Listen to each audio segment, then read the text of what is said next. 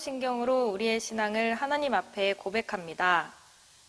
전능하사 천지를 만드신 하나님 아버지를 내가 믿사오며 그 외아들 우리 주 예수 그리스도를 믿사오니 이는 성령으로 잉태하사 동정녀 마리에게 나시고 본디오 빌라도에게 고난을 받으사 십자가에 못 박혀 죽으시고 장사한 지 사흘 만에 죽은 자 가운데서 다시 살아나시며 하늘에 오르사 전능하신 하나님 우편에 앉아 계시다가 저리로서 산자와 죽은 자를 심판하러 오시리라. 성령을 믿사오며 거룩한 공회와 성도가 서로 교통하는 것과 죄를 사하여 주시는 것과 몸이 다시 사는 것과 영원히 사는 것을 믿사옵나이다. 아멘. 오늘의 말씀, 출애굽기 11장 1절에서 10절 말씀입니다.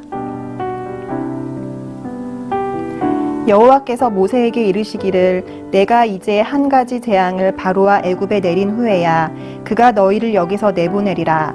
그가 너희를 내보낼 때에는 여기서 반드시 다 쫓아내리니 백성에게 말하여 사람들에게 각기 이웃들에게 은금 패물을 구하게 하라 하시더니 여호와께서 그 백성으로 애굽 사람의 은혜를 받게 하셨고 또 그 사람 모세는 애굽 땅에 있는 바로의 신하와 백성의 눈에 아주 위대하게 보였더라.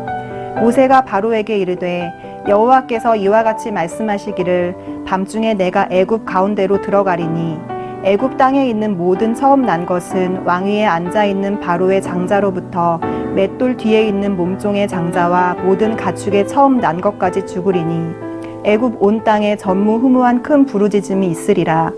그러나 이스라엘 자손에게는 사람에게나 짐승에게나 개 한 마리도 그 혀를 움직이지 아니하리니 여호와께서 애굽 사람과 이스라엘 사이를 구별하는 줄을 너희가 알리라 하셨나니 왕이 이 모든 신하가 내게 내려와 내게 절하며 이르기를 너와 너를 따르는 온 백성은 나가라 한 후에야 내가 나가리라 하고 심히 노하여 바로에게서 나오니라. 여호와께서 모세에게 이르시기를 바로가 너희의 말을 듣지 아니하리라. 그러므로 내가 애굽 땅에서 나의 기적을 더하리라 하셨고 모세와 아론이 이 모든 기적을 바로 앞에서 행하였으나 여호와께서 바로의 마음을 완악하게 하셨으므로 그가 이스라엘 자손을 그 나라에서 보내지 아니하였더라. 여러분, 뻣뻣함이 문제이지요? 라는 영국 동화를 아십니까? 그 내용을 보면 산기슭에 아름다운 이 참나무가 한 그루가 우뚝 서 있었습니다. 그 나무는 땅속에 깊이 뿌리를 내리고 하늘 향해 쭉쭉 가지를 뻗어 무성했죠. 그래서인지 그는 늘 이런 거만한 자세로 뽐내기가 일쑤였습니다. 그 나무가 말을 했습니다. 나는 참 튼튼해. 세상에 나를 쓰러뜨릴 놈은 하나도 없어. 라며 자랑했습니다. 그런데 어느 날 불행하게도 심한 바람을 동반한 이 폭풍우가 몰아쳤습니다. 이 폭풍우를 맞아 버티던 이 참나무는 강한 비바람에 견디지 못해 부러지고 말았습니다. 그래서 그 참나무는 강물에 휩쓸려 떠내려가는 이 처량한 신세가 되었습니다. 한참을 떠내려가다 갈대밭 옆에 지나게 된 이 부러진 이 참나무 가지는 이 갈대에게 부러움 가득한 말투로 한마디를 건넵니다. 갈대야, 너는 어젯밤 그 무서운 비바람 속에서 부러지기는커녕 상처 하나 없으니 어찌된 일이야? 라고 물었습니다. 그러자 갈대가 대답합니다. 불쌍한 참나무님, 바람이 나를 해치지 못한 비결은요, 바람이 지날 때면 늘 고개를 숙였기 때문이죠. 그러나 당신은 버티고 서서 부는 바람을 막으려 했기 때문에 부러진 것이죠. 거센 바람과 맞서 버티려 하다니 라고 그는 말을 했습니다. 여기서 교훈은 교만한 그 마음을 버리고 순하게 머리를 숙이는 이 겸손이 때로는 이런 억센 풍파를 이길 수 있다는 것입니다. 여러분, 우리에게 알맞으면 복이 되고 너무 지나치면 해가 되는 게 세상의 이치입니다. 참나무가 이 비참한 신세가 된 것은 바로 강박하고 뻣뻣함이 문제였습니다. 오늘 본문을 보면 바로 왕이 이 동화 속에 이 참나무와 같은 행동을 하였습니다. 여호와 하나님께서 바로의 마음을 완악하게 하셨으므로 바로는 모세에게 다시는 얼굴을 보이지 말라. 내가 내 얼굴을 보는 날에는 죽이라고 명령합니다.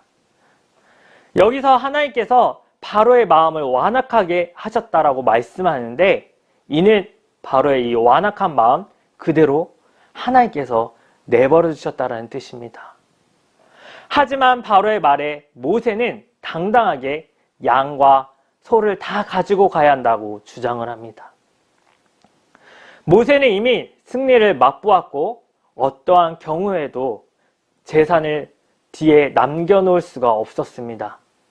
왜냐하면 이스라엘 백성들의 이 재산이 이 생축에서 바로 희생제물을 골라서 여호와께 드렸기 때문입니다.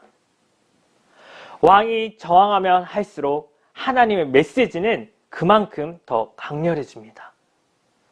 바로가 저항하면 할수록 이 하나님의 힘을 보여주기 위해서 이 재앙들을 통하여 표적들의 의미를 분명하게 드러냈습니다. 그래서 이제 하나님께서 마지막 이 한 가지 재앙을 통해 애굽에게 최후의 일격을 가하고자 합니다. 이 한 가지 재앙을 여호와께서 직접 행하실 일입니다.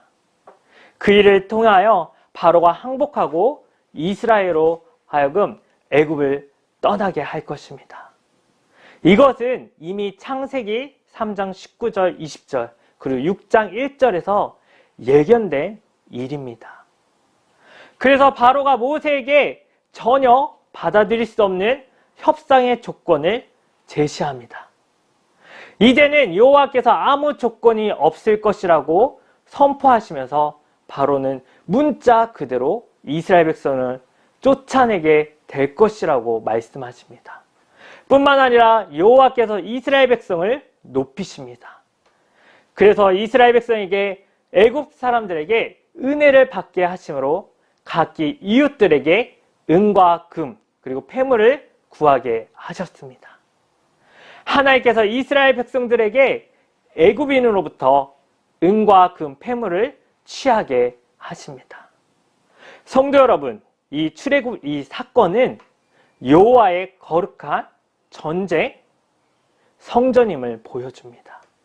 이 여호와의 전쟁의 이 클라이막스는 바로 첫 번째 낳은 것의 죽음, 곧 장자의 죽음 이야기입니다. 하나님께서 말씀하십니다. 장자는 아비가 될 정도의 나이에 이르지 못한 장자들은 죽을 것이다 라고 합니다. 당시의 장자는 국가의 힘과 또 활력을 뜻하며 장자는 가족 계보가 흘러가는 통로입니다. 장가들어 아이를 낳게 되면 이제 9세대로 간주됩니다. 아직 장가가지 못한 이 어린 세대 장자들에게 이 재앙의 초점이 맞춰져 있습니다. 이는 바로가 이 1장 15절 22절에서 죽인 바로 이스라엘 장자의 이 사륙에 대한 바로 징계를 담고 있는 것입니다. 그러나 더욱 중요한 것은 바로 바로의 장자는 신의 아들입니다. 고대 애굽인들은 왕의 장자를 신으로 간주했는데 이 신의 아들을 침으로써 바로 이들의 신을 무력화시킨 것입니다. 이러한 재앙이 세상에 유일무이한 것과 같이 그것으로 말미암은 이 통곡소리 역시 유일무이한 것이 될 것입니다. 마지막 재앙은 개인적으로나 혹은 신학적으로나 가장 격렬한 것이었습니다.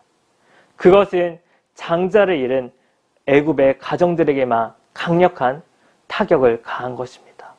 더불어 애굽 사람들의 왕위 계승 이 사상에 대하여서도 역시 강력한 타격을 가하였습니다. 그러나 이스라엘 백성들은 물론 이 종들이나 가축에게까지 그 해를 당하지 않았습니다. 애굽의 집집마다 사람들은 고통의 통곡소리에 고막이 찢어지는 가운데 있을지라도 이 이스라엘 백성이 거주하는 이 지역에 바로 조용한 평화를 깨뜨리지 못할 것입니다.